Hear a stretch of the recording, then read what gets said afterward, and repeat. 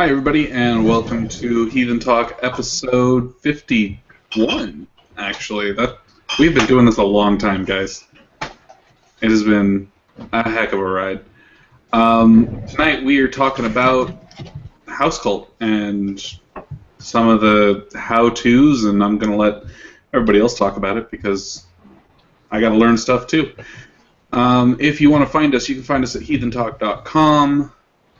Heathen_talk on Twitter, facebook.com/heathentalk, and as always, if you're getting impatient waiting for the shows to show up on the iTunes, head on over to youtube.com/c/heathentalk, and you can find all of our episodes, including a few special ones that, I don't know, like Lauren's interview with Sam Flegel, things like that.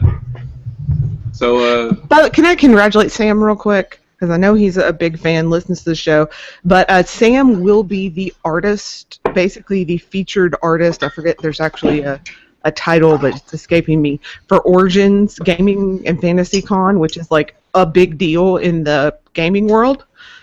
So next year, so I'm super proud of him for that. And he's such a friend of the show and has been such a good support. I feel like I should at least do that, toss that out there.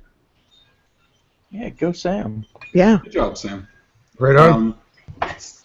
Lauren started speaking and threw my mojo off, so I'm going to make her do the announcements today. Oh, we have lots of announcements, guys. So, first of all, I want to throw out there that coming up in July, my friend Kate, friend of Cascadia Moot, is going to be hosting a heathen camp at the Cascadia Northwest Arts and Music Festival. That's going to be July 21st to 24th in Granite Falls, which is where Cascadia Moot was. Whole lot, come out, hang out with some heathens. It's going to be really cool, a lot of fun. So go check that out if you're in the area. Also, coming up, the Heathens of Atlanta are going to be hosting a Midsummer Bloat on this coming Saturday. If you want more information, it's meetup.com/Heathens of Atlanta. And then in November, first weekend in November, it's Midwest Winter Moot. I'm going to be there November 2nd through 4th. Great event put on by Bifrost Way over in Oklahoma. So you really want to come to this because I think this has got to be one of the best festivals that's put on every year. And super family oriented and lots of fun, lots of good vendors. And I'm going to be teaching a class. So you want to come out for that. Very cool. Sounds like we got some stuff going on. We do. If you have events, go to our website, heathentalk.com. Click on events. Bottom of the page, there's a form. Fill it out. It sends me a little email, and I'll update the page. It's really simple. Absolutely, and it's something we love to do for heathens all over the country. And Marcel, if you're listening, if you have heathen events in Brazil, we will announce them too. You just got to fill out the thing and use English because none of us speak Portuguese. Heathen events in Europe, heathen events anywhere, we'll plug it. Heathen events on Mars. I don't think that's happening yet. Someday. Someday. Steve McNallen said so. Hey, you know, I would personally love to attend Sumble on Mars, but I don't have that kind of money. Yeah, but do you do it indoors or outdoors? I mean, come on. Oh, I do have to wonder though if any heathens applied for that like Mars reality show. We're gonna go to Mars and pay for it with commercials thing. I applied, they didn't take me.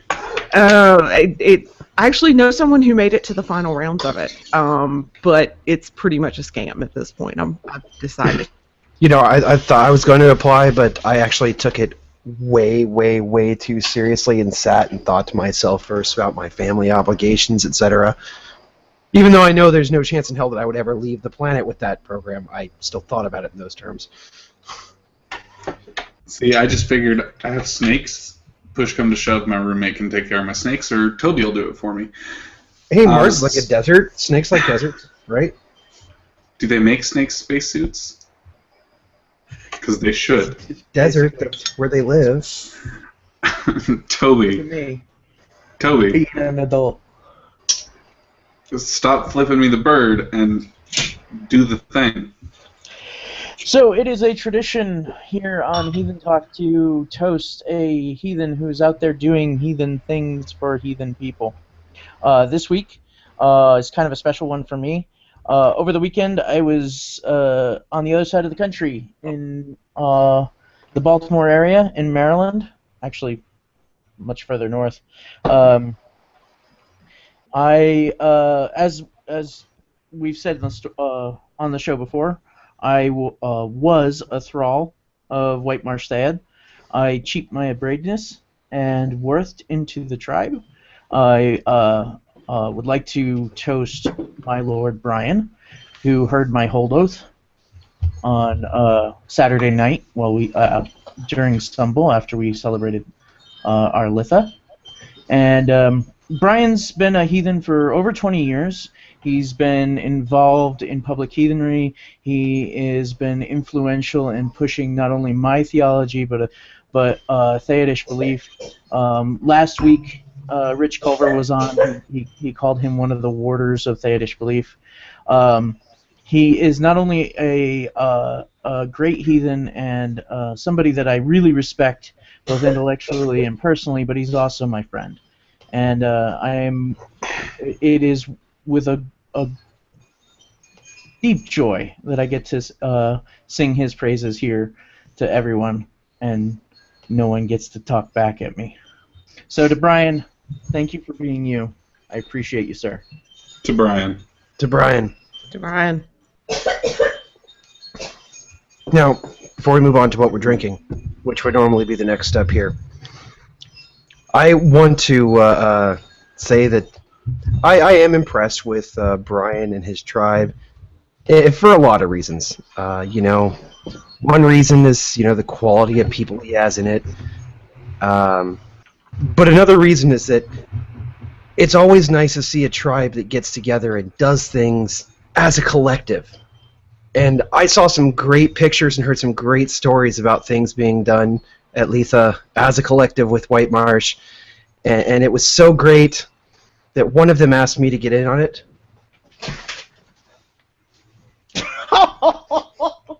I don't need to see that. I don't care what's under there. Well, so Thorin, what's really exciting about this shirt? Like the really exciting thing here. Not the thing that you think is really exciting.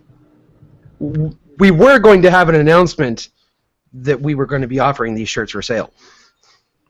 But unfortunately, it turns out we can't, because somebody didn't check the copyrights on the artwork before the shirt got made. But if that can be remedied, this shirt will go on sale and everybody can hop on board the Tubles train. Or, if our fans want to draw us a Tubles train, we can make the shirt anew, and I'm sure Sarah would appreciate it. I'm sure she would. The nice thing about this being a podcast and that the live video feed isn't the only way is that I can, raise a double flag to the both of you. Lauren, you're excused. Don't excuse Lauren. Don't excuse Lauren. She's known since the beginning. Yeah, I knew. I'll be honest with you, the only reason I didn't buy one is because I was broke until I got paid for my job, so... I didn't buy one because I was moving. Otherwise, all three of us would be wearing one. Yeah. I'll tell you this much. If you will draw us a Tubles train, if you will give us that artwork, I will get you not just a free Tubles train shirt, I will also get you a free bloat shirt and a free Heathen Talk shirt. You heard it first here. There's your contest. Best Tubles train shirt wins. It's been a while since we've had a contest. This is a good one. I will even... And just to add to it, I will even throw in the Ben Wagner book of your choice that isn't our troth, because I am not that rich. Damn. So that's the huge thing, because I really want a Tubles train shirt. So if you will draw us... see this happen. Yeah, so let's see. Also, if you've ordered a shirt from us and it did not come out the way it was supposed to, shoot me an email, lauren@heathentalk.com. I am trying to get replacement shirts for everybody, but I need to know how many were messed up and which designs, because the ladies' dark shirt and the men's single color shirt seem to be messed up. And so T-Chip is working with me. They're great, but I just need to get with them and figure out what designs so that I can get you guys correct shirts. Absolutely. I will say one more thing about the Tubal Strain shirt contest and the shirt that will eventually hopefully come out of it is that, because I, got this shirt through Sarah, I had to put up with the super hipster crew neck, because Toby... It's called a V-neck, sir. Well, V-neck, crew neck is the the round. This is a crew neck. I don't know, because to me T-shirts have one type of neck and that's it. This is some hipster thing. And, Actually, it's a... Anyway. We will offer them... We'll offer them in lady style, V-neck, crew neck, boat neck, sweatshirt. We'll go crazy. I want a Tubal Strain hoodie. Man was I want a arrested hoodie. today for murdering hoodie. 3 people with his mind. I forgot. Coffee cups. Oh, Tubal Strain coffee cups. Yes, Tubal Strain coffee cups. I mean, that'll be a struggle because I love my black Heathen Talk coffee You know cup. what?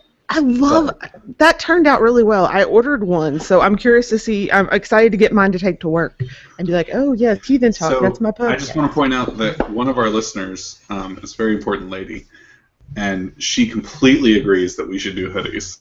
So I think Sarah will probably buy a Tubal's hoodie if we get one. There you go.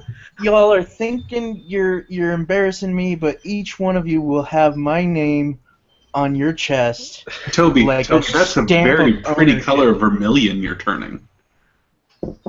Yeah. It's a very, very pretty color. It suits you well. So can we talk about alcohol? Because I'm actually drinking tonight, and I'm excited wow. about it. Yeah, I know. And so Then by all means. Lauren, what are you drinking? I am drinking a Sonoma cider. It's called the Pulley. It is an absinthe style, which basically just it has anise added, and it's really dry, which is normally not my thing, but I'm really digging this because I'm a big anise licorice person. So it's kind of this weird like apple licorice in all the right ways. I'm digging it. I'm actually very excited that we have the fancy liquor store here in town. I'm from Arkansas, what can I say? And actually now has a pretty huge selection of ciders. So I also this weekend had Ninja Girl Riesling, and that was pretty good too. Sounds sneaky. I might have gotten a little buzzed Saturday night at festival. Just saying. Toby, what are you drinking? I am drinking a Belgian-style quad called Dutch from my favorite brewery. Brewed many times on the show before, Woodland Empire. This one was brewed with red wine must in it, or conditioned with it. It's delicious. It's sweet, very alcoholic. I like it. It's going to be a good stuff. night. What about you, Thorin? What are you drinking? Well, that's a funny story. As I mentioned in this show more than once, I do have a fondness for saisons, farmhouse-style, bottle-conditioned beers. They're delicious, and they do have one problem, is that when you go out of your way to get the really good ones, there is a statistically significant chance of a bottle bomb. And this one I was drinking, I was going to be drinking, hopefully I will be drinking it eventually tonight, is the Rookenbier. It's a peppered farmhouse ale from the Netherlands. I poured it about 15 minutes ago, and it's finally starting to calm down. The bits of it that didn't go on my desk anyway. So instead, I'm drinking a repeat, the Victory Kirsch Ghost. So, cheers. Cheers. So for me tonight, I am drinking a hard cider in Lauren's camp tonight. Yay! I'm drinking a caramel cinnamon cider by One Tree Hard Cider. Oh, that sounds good. It tastes like apple pie. That sounds pretty good. Not gonna lie. Yeah, pie is good. Says the fat man. So what are we talking about tonight? We are talking about house cult and personal spirituality, which should get interesting. I'm just going to warn you ahead of time. This is probably going to be a show with a lot of aggressive agreement and disagreement. I'm drinking, Toby's drinking. We disagree vehemently on several things, so I'm excited. It should be a good show. We do want to let people listening know that, this comes from a few different places. The conversations on the subreddit, conversations we've all seen on Facebook, and some of the conversations we even had at Cascadian led to this episode. And so we're excited to get into it and hash it out and see if we can yell and scream at each other to where we don't want to talk for a week. Which is good, because we have no idea what we're doing for next week, which would be our 52nd episode. And I do know in 2 weeks we're going to have our big 1-year extravaganza. Yeah, that's going to be fun. I'm excited. hey, So- if you have questions, shoot them our way for that. Absolutely. So first things first, I want to kind of talk about what house cult is, because I feel like if we're going to have this argument, we at least need to set our terms. Totally going into this. So, what is house cult? What do we mean when we say house cult? I think that's probably the most important question to answer right now. Okay. Lauren, do you have a suggested definition? I was going to let you guys talk, mainly because I just got I just got words of love and amazingness from Sarah Frey, so I was a little distracted. I'll go first because, as I've admitted elsewhere, my house cult practice is fairly minimum simply because of lack of knowledge. But for me, house cult are the religious activities that take place within your home. They're the things you do as a family unit or as an individual that are separate from tribal cult. Yeah, I'd agree with that. I split it into two broad areas of interest. There's the location-based house cult, meaning the relationship one has with the immediate Wita or beings in your area, your house white, your land white. And then there's the roof tree or home cult. That is the things like your ancestor worship, your familial traditions. These are the things that on how your family, as a family, integrates and expresses a heathen worldview. Now I'm gonna have to, once again, I'm already starting out disagreeing here. Josh, I disagree with part of your definition. I think that it is not outside of your tribal custom, but as an augment to and then aligned with your tribal customs. So when I say separate from, I'm not saying it's outside of. I'm saying that it is not something you are doing with your tribe. Fair enough. I just wanted to put that out there because in my opinion, what you do as a house cult is going to affect your tribe. But that's another argument that we'll get to later. I don't know that that'd be much of an argument, Lauren. I completely agree with you there. Well, that comes to the whole can an individual act as an individual argument that Mark needs to be here to really have. But yeah, But yeah, basically it's the stuff you do. It's the traditions and the rituals. For me, it's honoring my land whites, my vatir, as we call them around these parts, my house spirits, my ancestors. It's also honoring the, maybe not even just immediate, but just in general the culture of the area. In as much as I'm trying to practice, I'm trying to basically be respectful of the deity and beings and stuff that were kind of here first. So, from my perspective, I don't really disagree all that much with anything y'all have said. But I will say I think there's a bit of an extension to it that probably really wasn't much of a thing in antiquity. Something that is more of a product of our modern day and the plurality of religions that we and lack thereof in some cases that we deal with living in our modern culture, and the fact that many of us do live in multi-religion households, is I would say that house cult is a combination of your personal, separate from your tribe under the definitions that were discussed by you guys a minute ago, practices, and also as a slightly separate thing, the things that you do as a family as well. For my part, my wife's not a heathen, but she does. There are certain things within the course of my house cult that I do ask her to join in on, that are separate from my, I guess for lack of a term, day-to-day house cult stuff.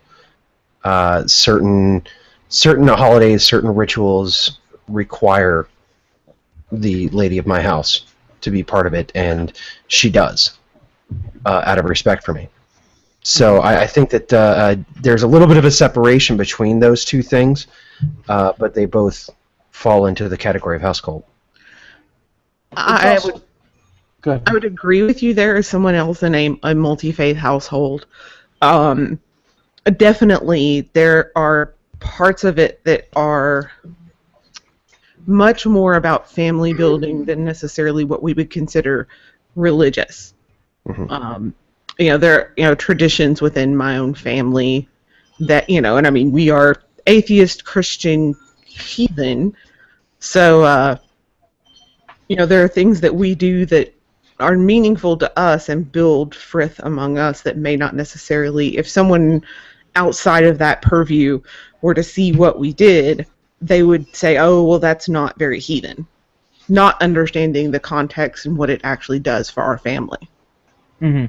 The building on that, or perhaps, if I can be arrogant and say refining it, part of what house cult is navigating the different traditions and the different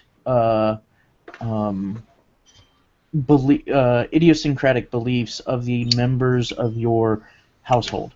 It is the way you have discovered to keep, maintain, and build your frith among your household. It's an important thing, and it's one of the reasons why I have said in the past, and I got it from Brian. It's that this stuff is inviolable. This stuff, as the head of your household, however you define it, you are the high priest of that household.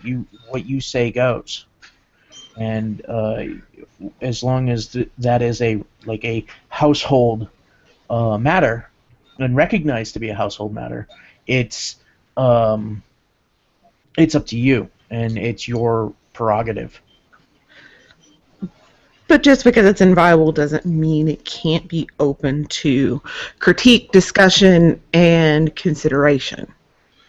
Correct. You're right there. Because I really think there's very little in heathenry at this point due to, our lack of knowledge that isn't, open for critique, consideration, and discussion. Well, I kind of want to not necessarily disagree with you there, but possibly qualify something there, is the matter of who has the right to critique it. Mm-hmm. Because honestly, I don't believe anybody outside of the household has a right to critique it. I think that it should be. If you bring it up to me, then, well, I mean, if you make it a matter of discussion, then sure. Exactly. That's yeah. Otherwise, I don't know what you're doing. Right, and what I was, kind of getting at there is that I do believe it absolutely needs to be critiqued, and the person to critique it is the person creating it, constantly. House cult is something that you should be especially mindful of self-critiquing, because nobody else is going to do it for you unless you're, for whatever reason, the type of person that wants to be airing all your business to everybody. Well, I think that there is a certain level of, to me, I think that there's a leeway of discussing it with your tribe. It's something my tribe discusses. I mean, it's something we've had discussions about, just because we trust each other to a degree that we feel that we can be open about these things and say, hey, this is what I've been doing, these are my results, what do you think? And I think that you need to find people who you can trust to have those conversations. But yeah, it's not something that should be aired to whoever comes up. Hey, how are you doing? Good. So I did a personal ritual last night to blah blah blah. How about you? Conversely, it's also, you don't have, like, as an outsider, I can't go, Lauren, what are you doing?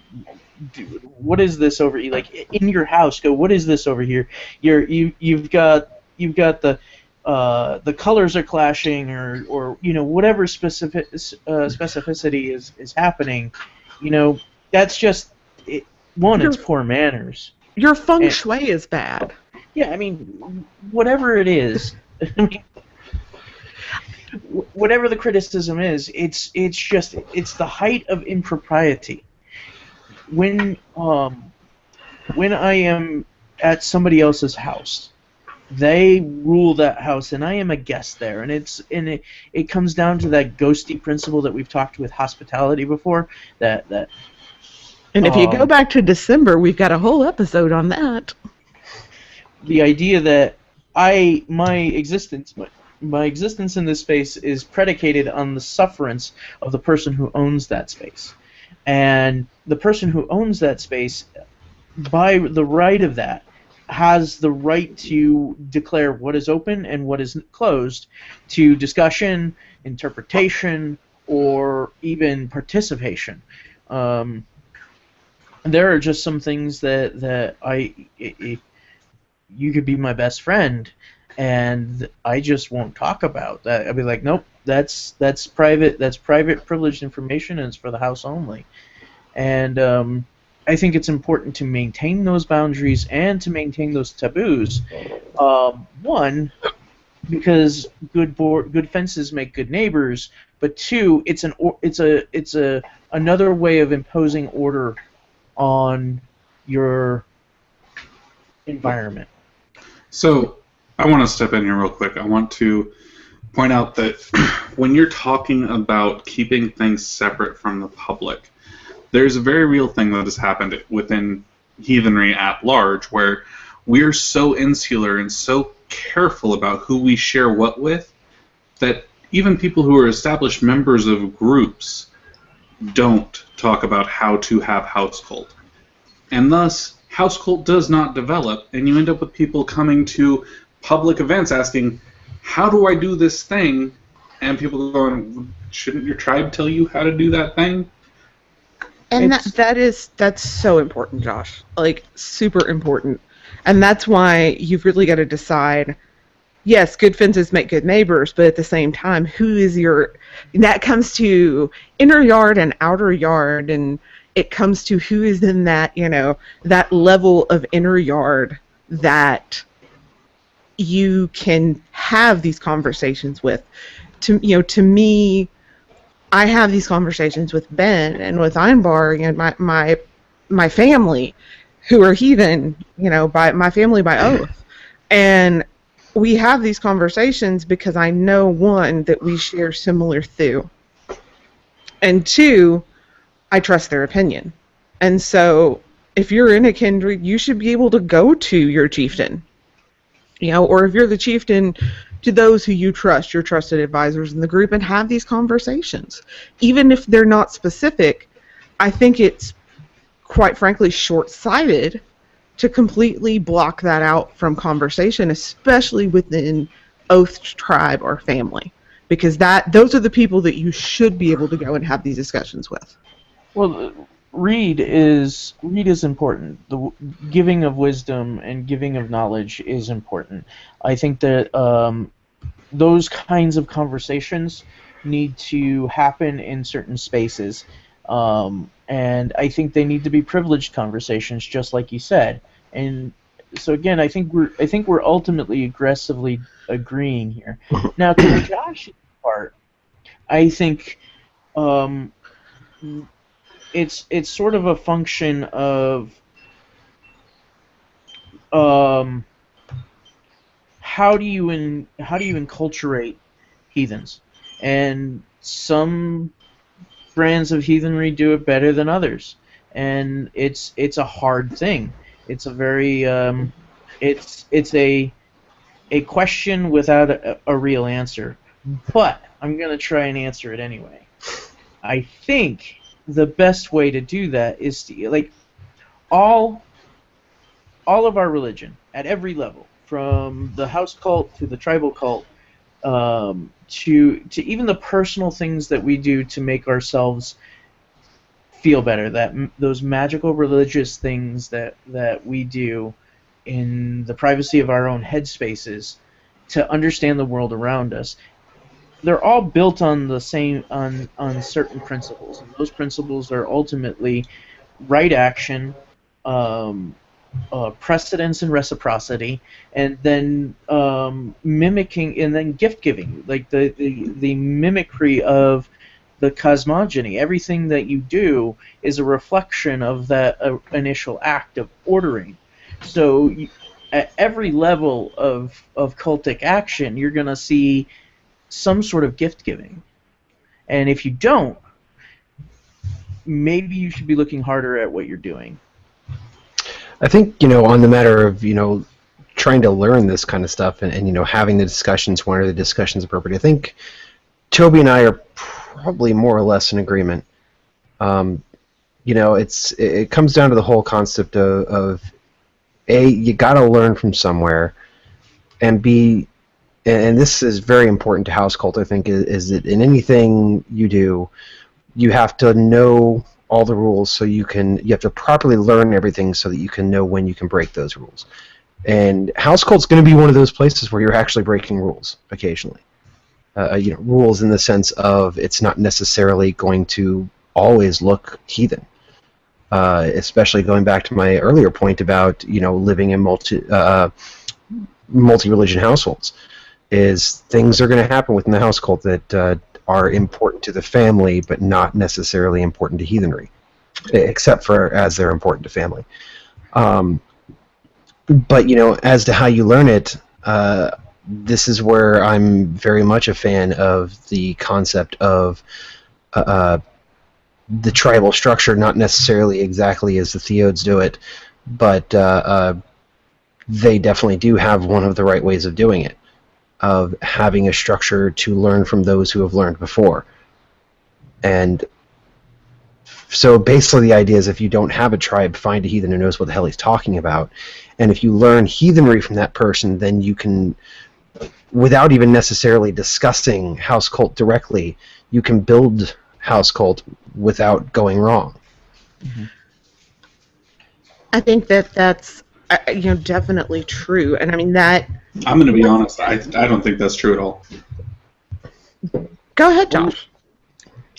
I think that if you were going to have these ideas put out there that house cult is a thing and it is an important thing, we have to establish the fact that it's okay to talk directly about it, and in fact it's important to talk directly about it. I can learn the worldview. I know the worldview. I'm learning it every day. I live in it. I still don't know enough about house cult to build one. Okay. I don't have anyone I can ask direct questions to. And you know what, Josh? I think this is where it comes down. And we do have pre-show conversations, and in one of those conversations, I think yesterday, the topic came up that I kind of feel like I don't know that you can give a blueprint. I don't even know if you can give an outline, but what you can do is give a thought process. And you can, at least for me, I can talk about my thought process. I can talk about what led me to certain conclusions. I can talk about resources. I can talk about the bricks. Basically, you're going to build a house. I'm going to steal Thorin's analogy here, except I'm not going to use the exact same analogy. I'm going to give you a general outline of what a house is going to look like, and I'm going to give you the bricks to build the house. But how you actually build the house is up to you, and accept the fact, and because this is, I have failed more than I have succeeded when it comes to heathenry. Point blank. I think we all have. I think that's an important...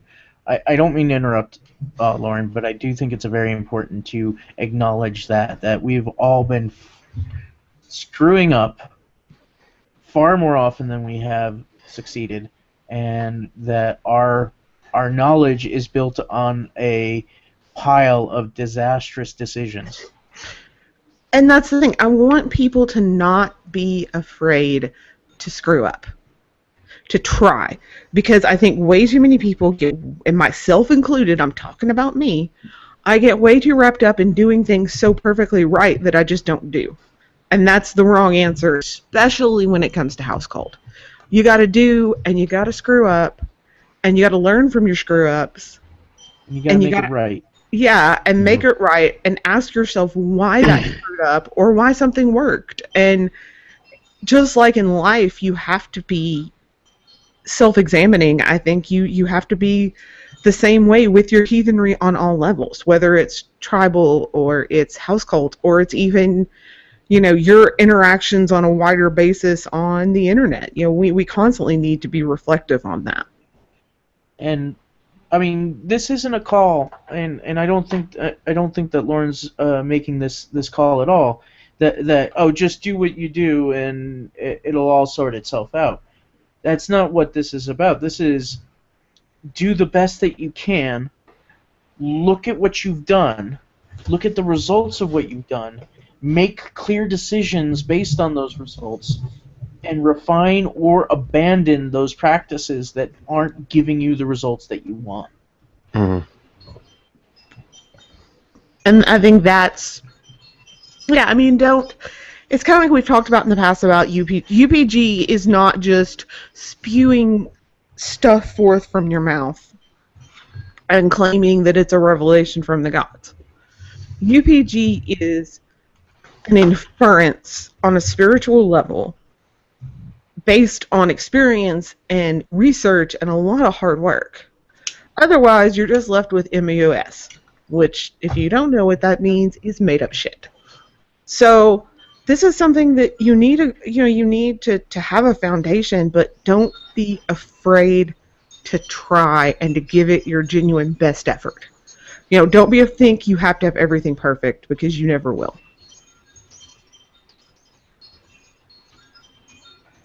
And that's okay. I'd agree with that. I think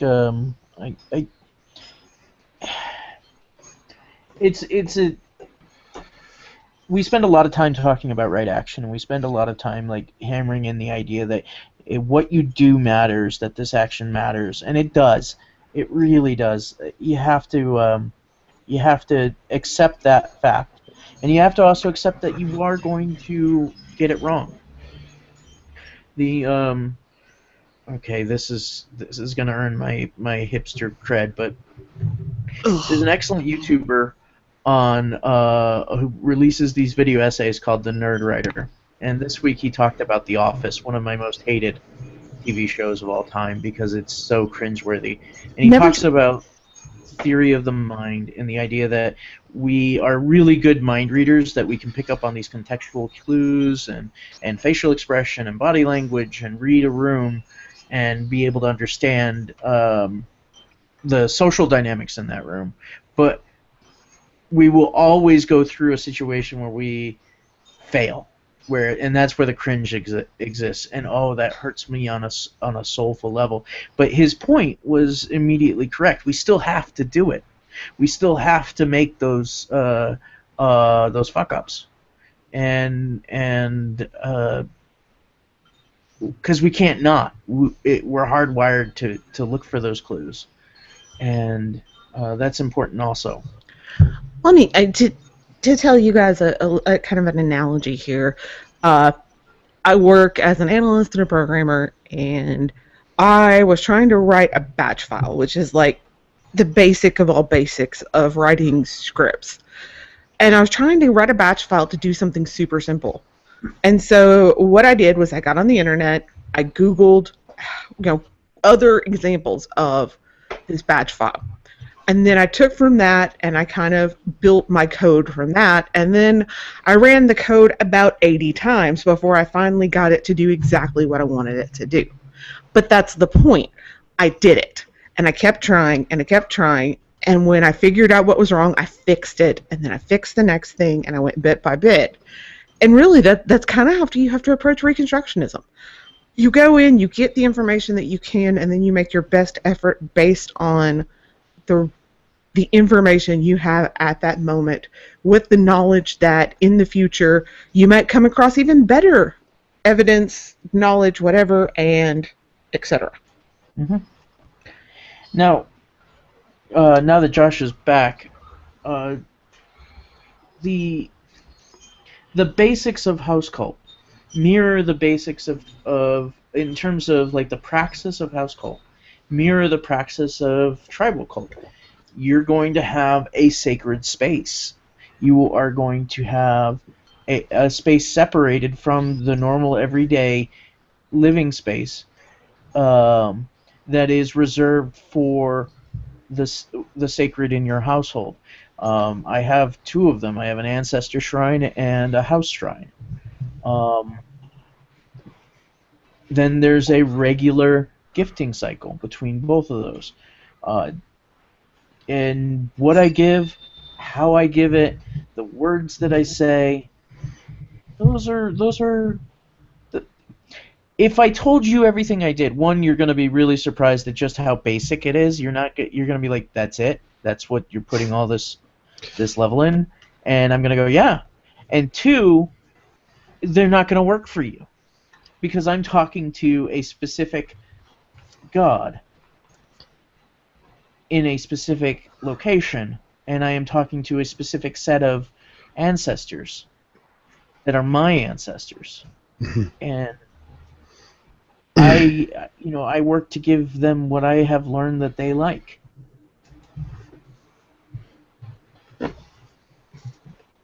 That's an important point too. Is there is, no matter what anybody is able to tell you about house cults, there's still going to be a learning curve. Oh yeah, to figuring a lot of it out.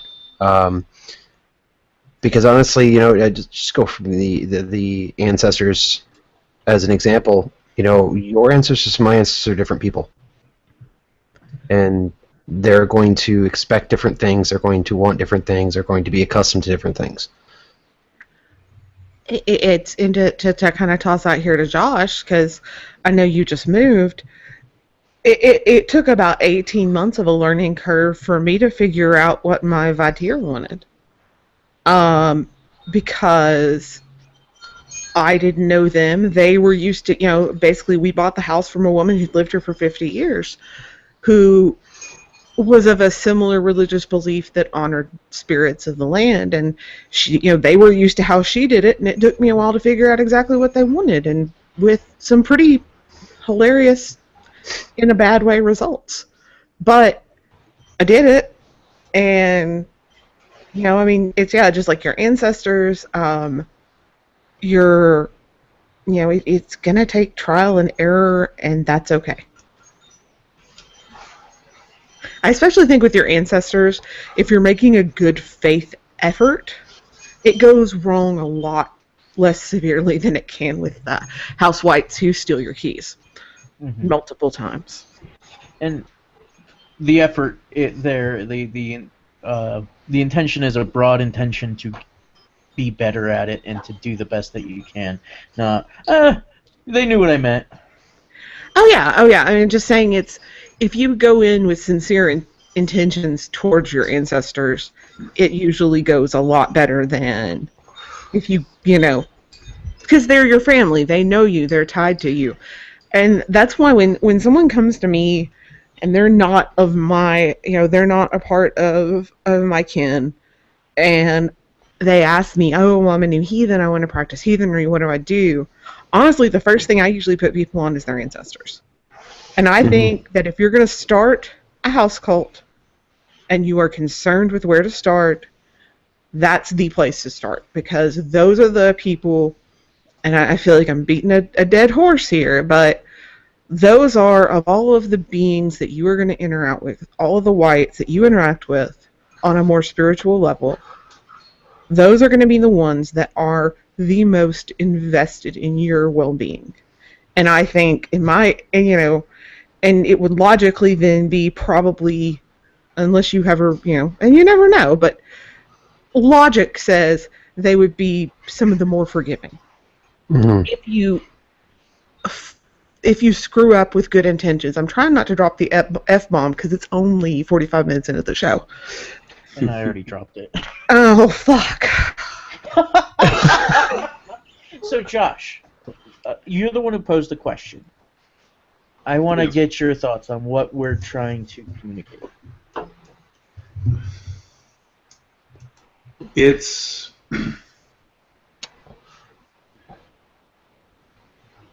honestly, it's lip service, because none of us are tribe, right? So we're not going to learn from one another these mysteries that you're so fond of. But I think my point is, and remains, that if we're going to call house cult important, then we need to foster a culture where people aren't afraid to talk about what they do, including the uncomfortable stuff, at least within inner yard situations. Oh, I should agree. be able. Toby, you just took on a thrall. If your thrall comes to you and asks you a question about what you do, you should be able to answer that question. And I do. And I mean, that's my point, is these boundaries that we set up them up broadly for public use, right? Yeah. I'm never going to tell a random heathen on the street corner what I do at my house shrine. It's just never going to happen. But if someone from my tribe comes to me, I need to be open about what I do, because that's how they learn, and that's how I learn. And I don't think there's enough of that. And I would even argue that when you put yourself in a place where you are like us, where you are publicly out there speaking about heathenry, I think you need to be more open to answering, even though I may not get into the nitty-gritty details of what I do. I had a great conversation with my friend Wallace this weekend, and one of the things we talked about was connecting with ancestors, and I was very open. Of course, he's a member of, while he's not a member of my kin, he's a member of a kindred that we consider kind of in-laws. I was very open about my ancestral practice and what I do every day, and and the fact that that's how I start my morning, because it puts me in a good space, and I talked about the woo part. God, we are so afraid to talk about woo, and I don't think woo is necessarily for public consumption, but I talked about the woo. I talked about the spiritual connection. I talked about the way it makes me feel. Yes, feelings, folks. Feelings. Heathens have feelings. It's crazy. Liar. Oh, man, we have feelings. If you cut me, do I not bleed? Do I not cry if you embarrass me by toasting me at Cascadia Mound? You do. I mean, okay, I'm going to say this, guys. That's the other thing. We got to start admitting we have feelings, but that's another story. I talked about that in a very open way because it's so important. Because how else are we going to grow as a culture, as a movement, as a little C community, as a subculture, however you want to put it? If we can't foster these conversations, especially, Josh, I'm with you 100% here. If we can't foster these conversations, especially within our inner yard, and if we can't, as public heathens, have the bigger conversations about it and say, listen, okay, so I think that where you probably want to start is with your ancestors, and something really good to do is talk to your parents, talk to your grandparents, find out about what what their grandparents liked.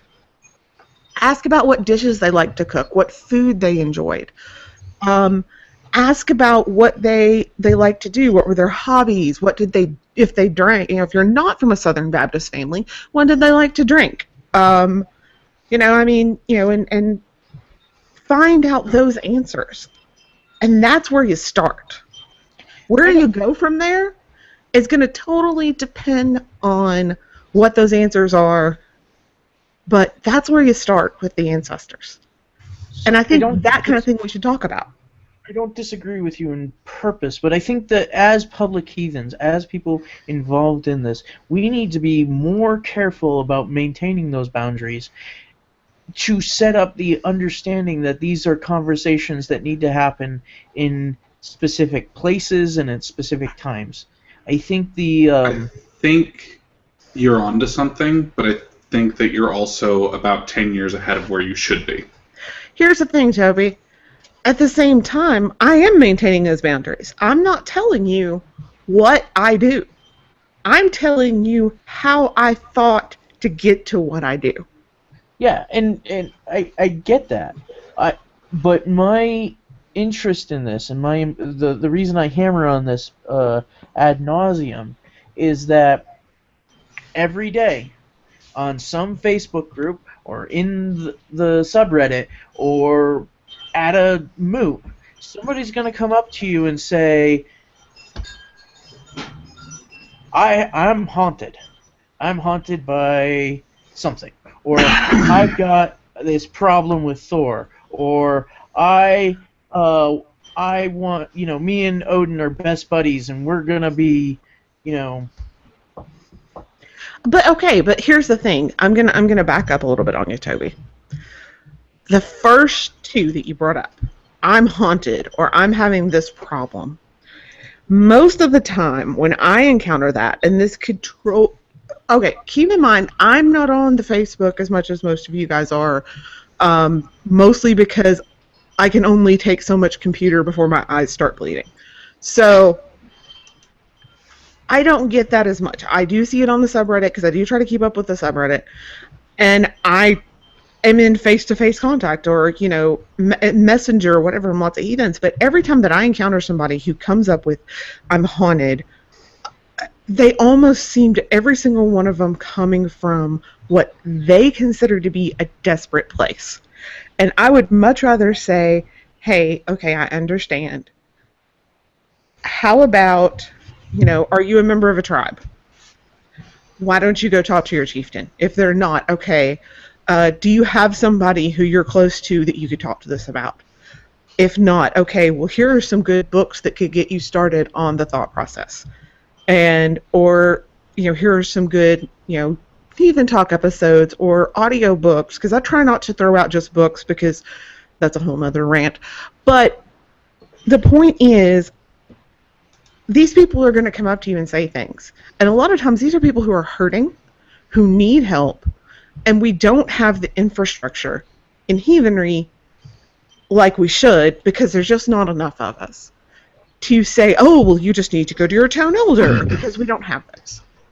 What we have are a bunch of people trying to reconstruct this thing, doing our best to set the boundaries, but at the same time also making allowances for the fact that I'm not going to, if someone comes up to me face to face, or if somebody, and I've gotten so many Facebook messages from people who are hurting or genuinely feel like they have no spiritual contact with anything because they can't find a tribe, I'm not going to hold my tongue and say, well, sorry, you should have a tribe, because that defeats the purpose, and that keeps heathens from growing and starting tribes.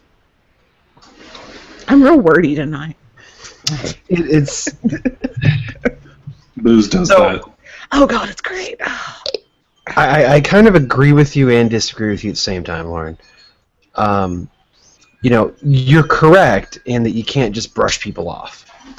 At least if you're going to get into any sort of a realm of public heathenry, you can't just brush people off because their question violates, your personal feelings or ethics on a topic like that. However, not brushing them off doesn't necessarily mean violating those ethics and speaking to them about those topics. No, but What you you could can always do- point them in the Well, direction. yeah, you can point them towards somebody that would be good to talk to about it. You can help them find tribe. You can begin to develop a relationship with them that may get to the point where it is appropriate to talk about those things.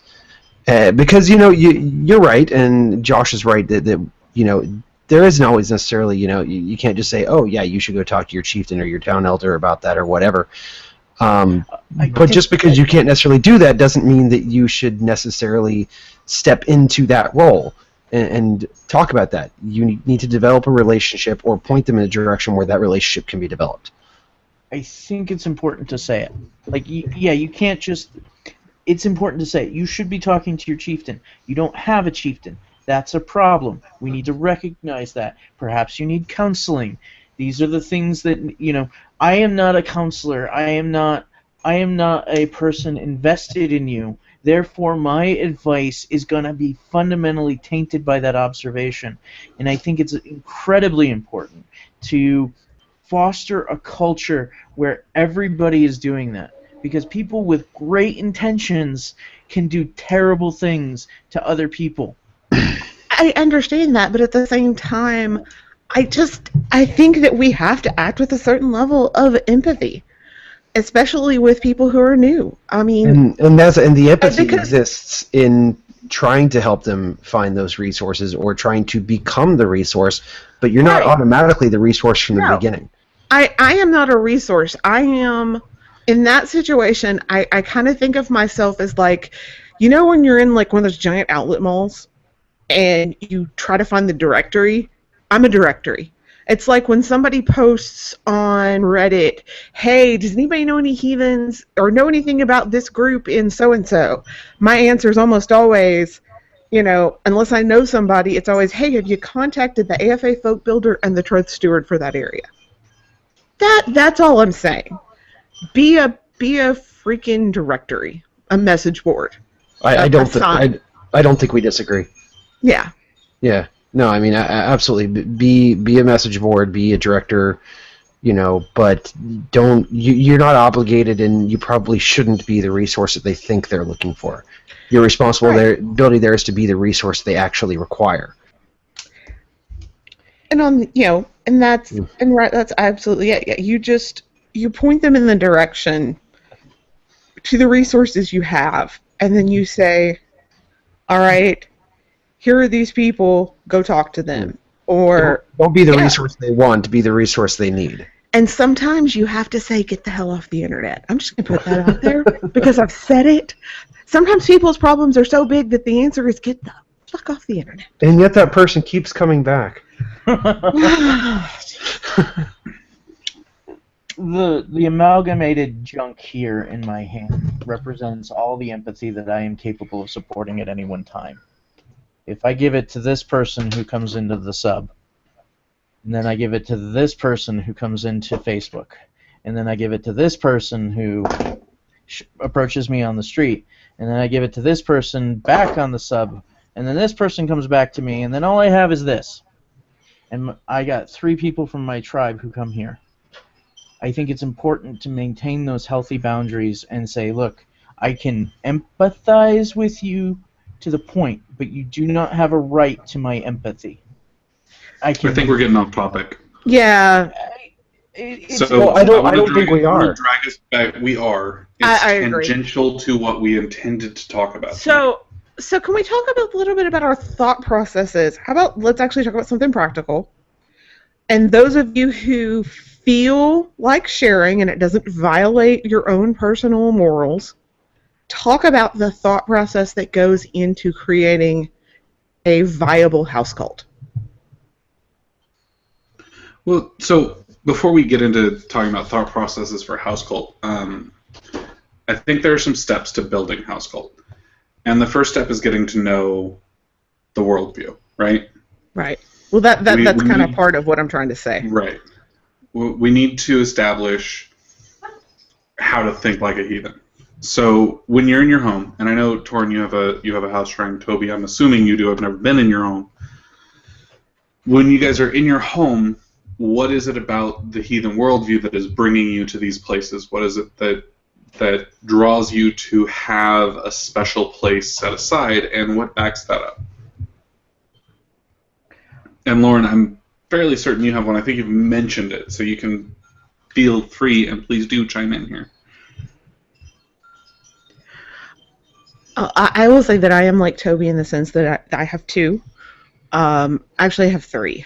But one is a completely, like, totally house culty type thing, so if that makes any sense. But to me, they are places in my home that either I have set aside specific for that purpose, or they are, to me, hearth centers of the home areas that I think I just, in my own particular tradition and through, is where the house spirits especially happen to reside. Okay, so let me see if I can rephrase a little bit here to get it away Yeah. from the specific place.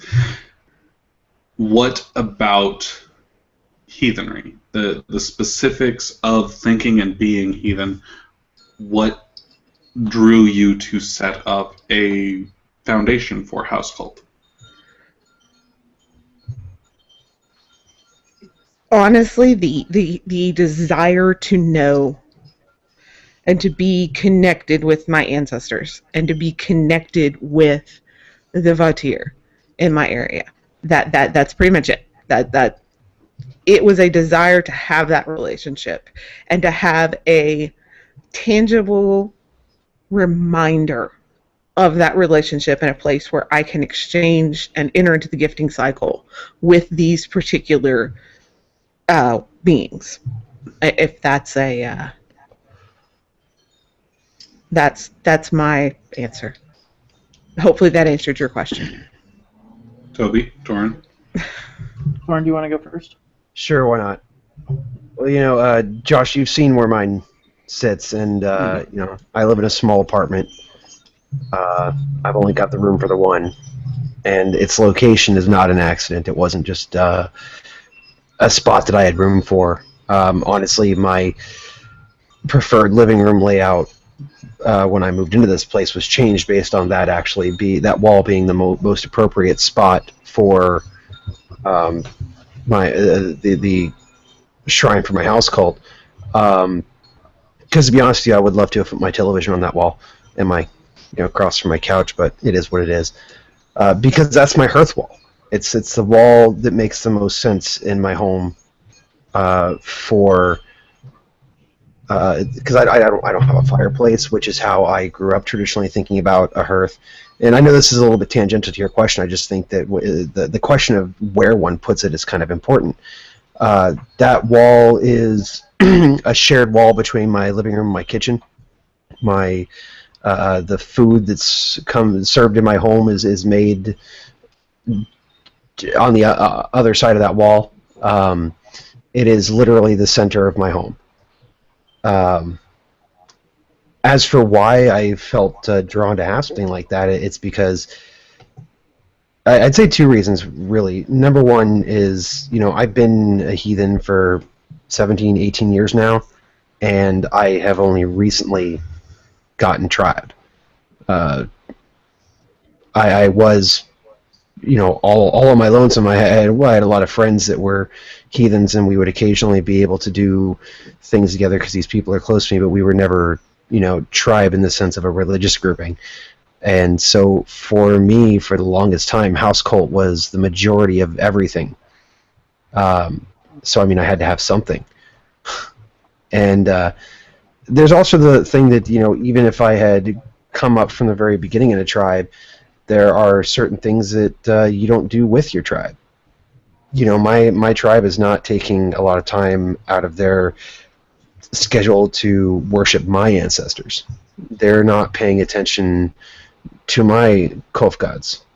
They're not on the same land as I am. They're not paying attention to the same Veter that I do. And so I need to have a place in my home where that is part of my ritual.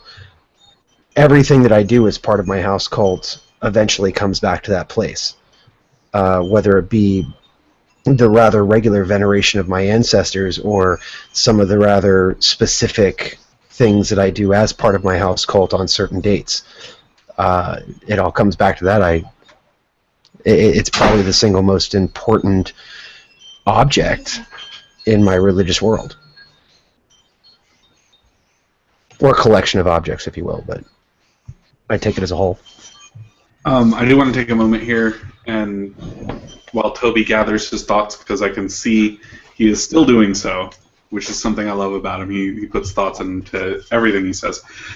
Your house shrine is not a Vey. It's come up a couple of times. Trust me, I'm an expert. Your Vey does not go inside. It can't, what you're saying, Josh, is it can't be potted? You cannot pot a Vey. Well, a Vey. You can pot meat, but you can't pot Vey.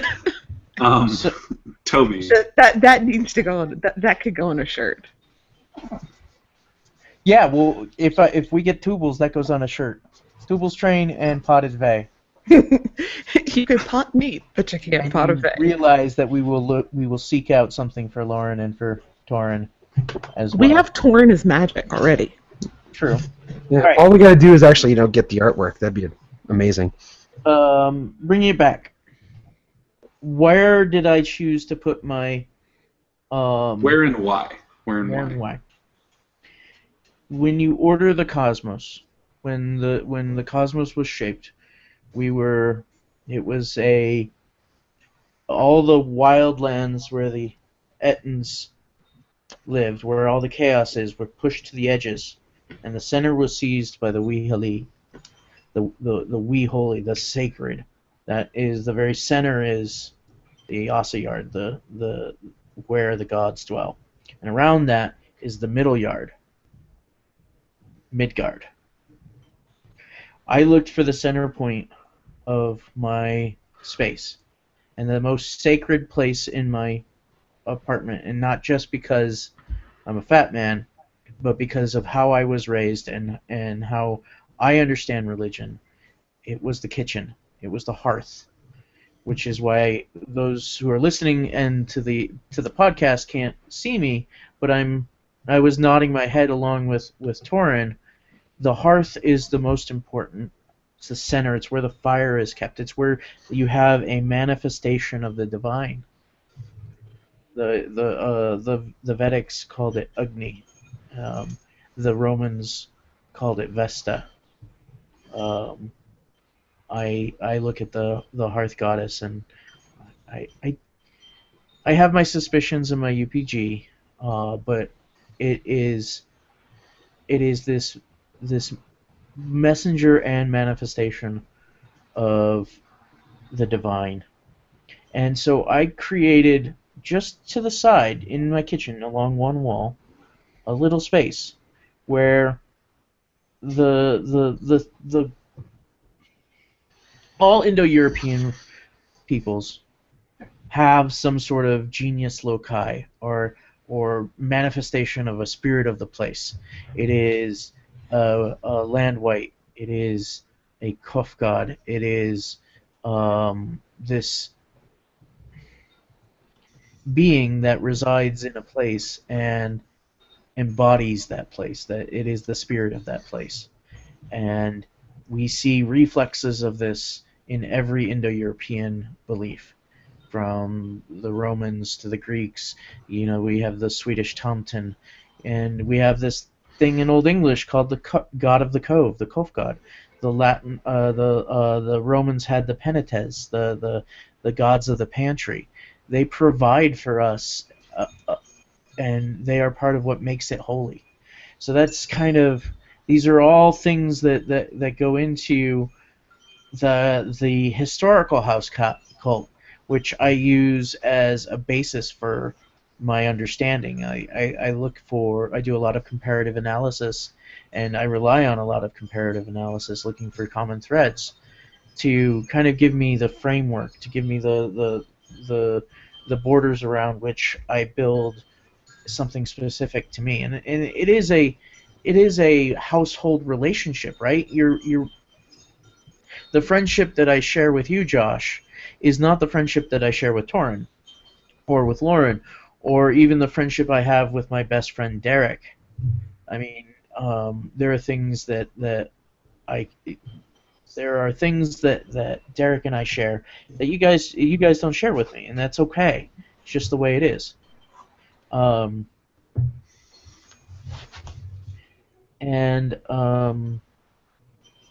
Building that relationship is building on experience and developing and right action and working towards it, and going back to what we said, making mistakes, making up for those mistakes, proving that you're a person of worth and somebody who will do right by your ridiculously powerful but slightly limited roommate. So, do you mind if I toss in real quick about where I have mine and why? go for it.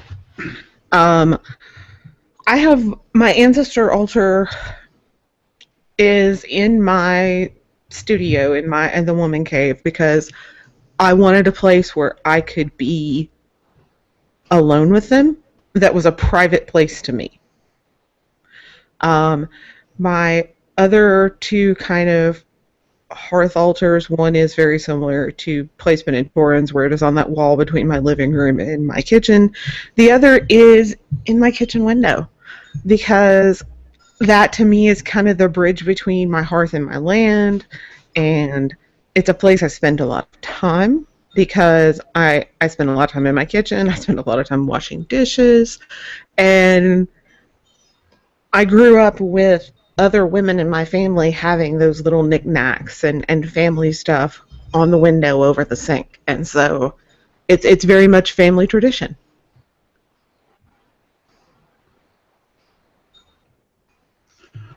So when we're talking about these concepts of house cult, the question that I've received most is,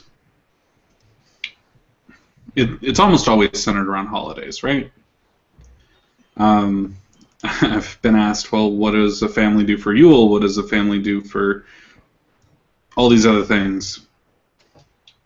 How does one go about finding what they should be doing for these traditions without just aping what someone else is doing?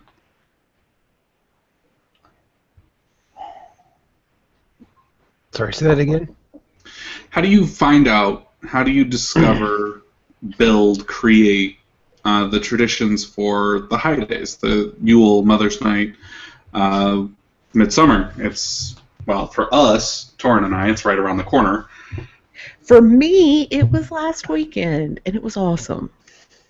And for Marcel, it's 6 months from now. Happy Yule, Marcel, and to all of our Southern Hemisphere heathens. Yes, for everyone in the Southern Hemisphere, Happy Yule. How do you go about building these things without just finding someone and copying what they do? I know a little bit about Toby's practice for Yuletime. How do I don't want to just do what he does because it wouldn't mean anything to me. But I want to build from that knowledge. Well, tradition really. So we're at a bit of a disadvantage in heathenry when it comes to things like tradition, because for all that we've been going for 50 years ish in the rebirth of heathenry, that's not a lot of time. And on top of that, the vast majority of heathens out there are first generation. They weren't raised heathen. They weren't born from heathens. They are the first ones in their family for who knows how many generations, if ever, that were heathens. So they don't necessarily have a lot of heathen traditions to draw on. However, what they do have is family traditions and personal traditions that don't necessarily in and of themselves have anything to do with heathenry directly, but can translate into tradition on these holidays. There's a lot of stuff that every one of you, just to go back to the Yule example, have traditions in their families spanning back generations that fit right perfectly in with heathenry, as well as they do with whatever religion or lack thereof their family has. And on top of that, traditions, no matter how much we want them, can't just be created. When I say that, I mean they can't be created just because we want them. They have to happen. They have to grow organically. And it's an unsatisfying answer, but we're at a point where we're not going to have a whole hell of a lot of that, any one of us, just because they haven't had time to grow organically. A good example of a tradition that did just sort of, happen, and it's hardly even a tradition yet because it only happened once, and it's the event that spawned the tradition that we're going to continue, is at Yule for my tribe. Josh, you were there. You saw this happen. This was hilarious. We were in a residential neighborhood having our Yule feast and fire, and I've had a Yule feast at that property several times. Never had a problem with it. Last year, the next door neighbor decided to take exception with the fact that we were having an open fire. For some reason, in the middle of the wet season in Cascadia, that was a problem to him. And he spent a lot of time shouting at us over the fence. I tried to speak with him civilly, et cetera, and he just wasn't having none of it. He came back a couple of times. Well, one of the times he came back, we were right in the middle of our feigning. And not a single person there so much as looked at him during that. Nobody broke the sacredness of the ritual. But everybody, that had anything to do with the tribe itself did try to talk to him and try to, be nice to him. So we're actually thinking of turning that into a tradition, sort of a Yule play acting sort of thing. We're going to have our heckler every year. And we're going to invite him in to share in our feast. And, obviously it's going to be one of us in the first place, but it's just one of those traditions that eventually gets passed down to kids. So, I mean, that's the sort of thing that, things have to happen to breed a tradition. And then the thing has to happen over and over again for it to become a tradition. You can't just have tradition because you want tradition. And I want to kind of throw out here to answer Josh's question. You were talking about not aping somebody. When somebody says something to you that they do, their practice, whatever it is, I'm going to use Toby as an example because Josh already brought him up. Toby talked about on our Yule episode some of his Yule traditions. Okay, something he said resonates with me. I need to sit down and think why. Why does this resonate with me? How does this reflect my values, my tribal thew, my household thew? And go from there so that, while what Toby said may have resonated with me, what really resonated with me was, oh, well, this reminds me of blah, blah, blah. Okay, and then how does that then integrate into my own practice? And that, to me, is the, is to take, don't imitate, be inspired. Oh, absolutely. I mean, I'm no theodsman, but I think that any theodsman who looked at the practices of my tribe could find plenty of places where we're not all that dissimilar. Because, I listen to what wise people say and see what fits for me.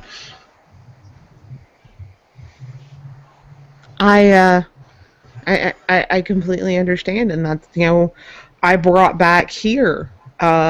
We are in the planning stages of Ozark mood because we can't let the Cascadians have all the fun.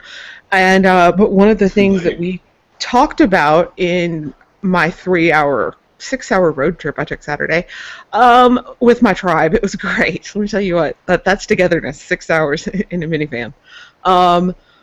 Was I really want to do high symbol because I was really moved by that experience. Is it going to be exactly the same here as it was there? Absolutely not, because we have traditions here and we have ways that we do things that are different from how they do them in Cascadia. But I was inspired, and I'm taking that inspiration and building on our local traditions and culture. I appropriated the hell out of most of the stuff that I do. I picked it up from family traditions. My mother does some things at Christmas time that I just played up, stole, and used in a heathen context and with heathen purpose, and it gets refined. It becomes the way I do things, and the way I do things isn't locked in stone, and probably never will be. I mean, even the great Hindu ritualists vary from region to region and place to place. That you can point to certain things in ritual manuals from the Rig Veda or the commentaries, and the Brahmins will nod, and then they go ahead and turn around and do it their way because it's their way.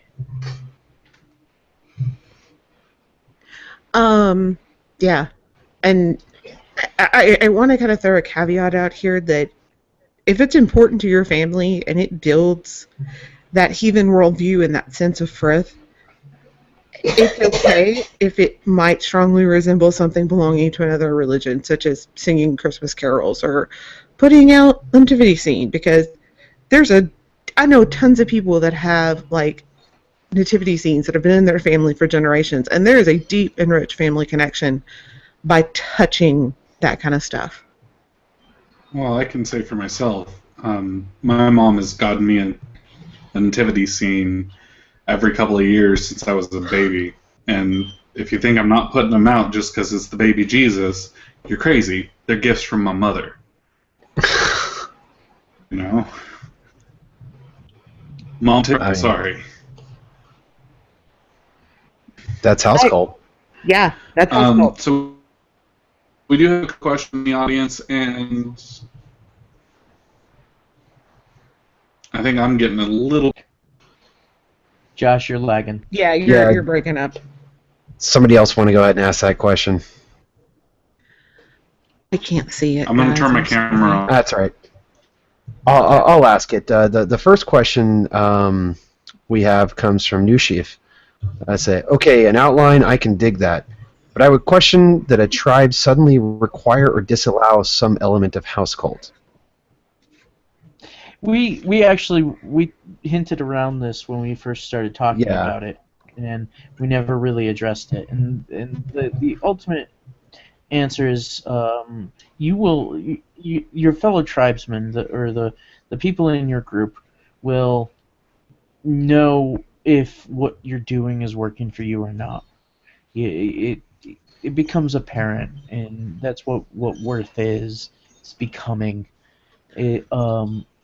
And if it's not, it may not be, hey, you should stop doing this, but it's going to be, dude, you're not contributing to the tribe at this moment, and you're continuing to be a sink of our energy and effort, and we'd like to be able to help you succeed. What's going on? Let's have a conversation to that effect.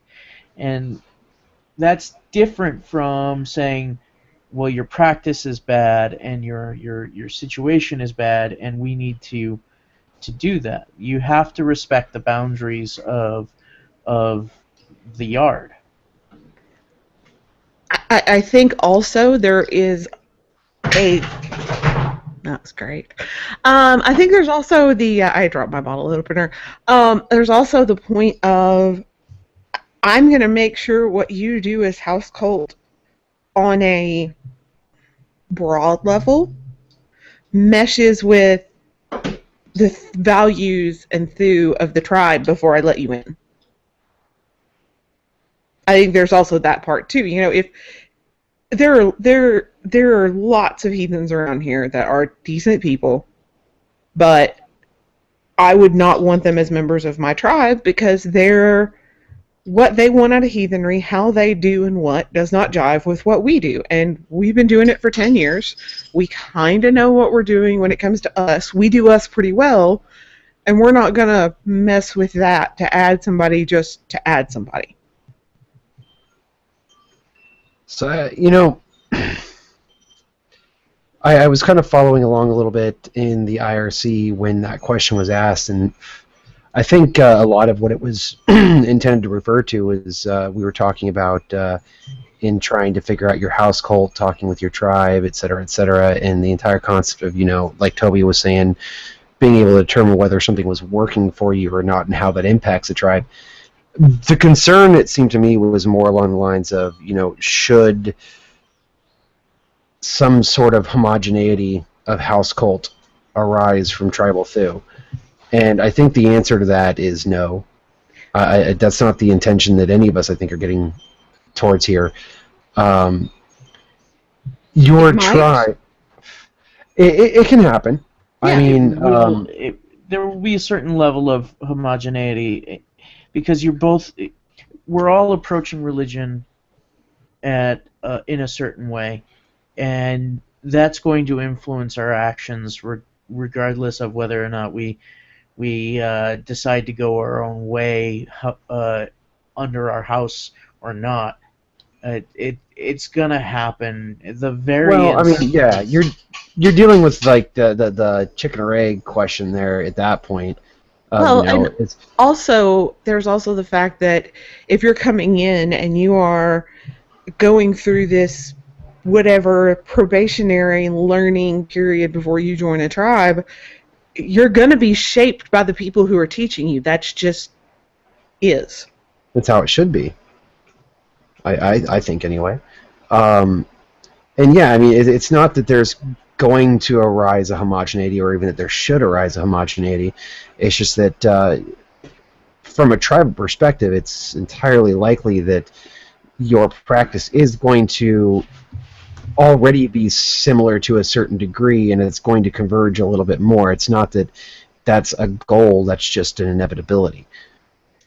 Well, and I hope I'm not lagging anymore. I disconnected and came back. It was fun. I think that when it comes down to this particular kind of situation or question, as you grow into a tribe, and you know, this comes back to the use of the term, we're all proto-tribes at the most generous. None of us are real, full tribes of anything, but as you grow into that title, you're going to develop a cultural similarity down to the familial level. That's just the way these things work. And it'll turn from, well, I don't know if I want someone who does this in my tribe to, well, we are Stone Shore and we don't do that. Right. And you know, I mean, like, even at this point, in my tribe's, definitely in my tribe's infancy, when there's been little time for our practice to sort of converge like that, there are already some similarities that I've seen in the discussions I've had with my tribes and about, you know, their house cult, my house cult. I think certain types of people are going to come together, and a lot of it's going to have to do both with what kind of person you are and what your level of education is, to tell you the truth. Because that's also going to affect your cult.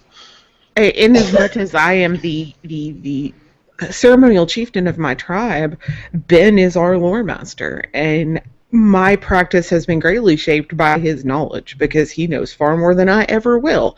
He's probably forgotten more than I know, but yeah, and that's just kind of a natural progression of things. We're almost running out of time, so I do want to get to this last question here from Daniel, our friend. So far, all the discussion has been on lesser whites. Does anyone worship a hearth goddess as part of the house rites? Yes, that's my answer. I don't really. That's actually one of those things that I'm just going to say yes, and not really something else I want to discuss on Heathen Talk. So I think this is a situation where And it's come up recently in a couple of places, but when we talk about house cult, we're constantly telling people that's where you worship your ancestors, that's where you worship your whites. And Toby used the term today, Kofgada, right? That's how you said it? Yep. And I think we get really hung up on this idea of big gods and little gods and where they should be and where they shouldn't be. But we've said it here before, and we'll say it a few more times, I'm sure. Your house cult is your house cult, and I don't have any room to tell you you're doing it wrong there. I will also say that I really struggle with the phrase lesser whites, because But anyway, in certain reigns, mine aren't lesser. Yeah, well, I mean, in the location that the white exists, like the Cove God is vastly powerful, but limited in space. Like, in his domain, he is king. He is the most powerful being in that space. Walk through the threshold of your door, or any door, and you are in a completely different. You've now crossed the threshold of his domain. He no longer has power. Right. It's something to keep in mind. I disagree on the idea of lesser whites. I think I understand where the idea of it. I just think it causes a little bit more confusion than. I don't think it's accurate terminology. Yeah, But, I mean, yeah. I've got my Cult Gods. I really am not going to elaborate on it. But yes. I think with the question you hit on something that we all consider important, but we all consider something of a mystery. It's for us. It's not for everyone. I have my own personal Kof gods that I do things with, and that's my thing. I'm not going to really go into those details either. But it is 8:32. Yes. Or 10:32 if you're doing it right. I was quite proud. Y'all let me set the copy pasta today and the IRC topic, and I was a little punch drunk at work while I was doing it, so everything is simple. Whatever we got to do to make you happy, Lauren. I'm very happy. Good. Life is good. Lauren's had some cider tonight, and she's feeling pretty good about herself. Everybody, please check us out on social media. If you are interested, you can head over to our Patreon, patreon.com/Heathen Talk. Kick us down a couple of bucks. I just moved. We're behind on things. Hopefully we'll be able to pick that back up again and introduce some new perks and things like that.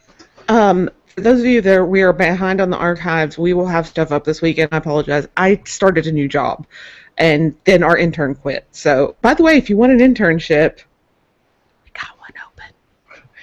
We'll revisit that as we get closer to the start of the school year. Yeah.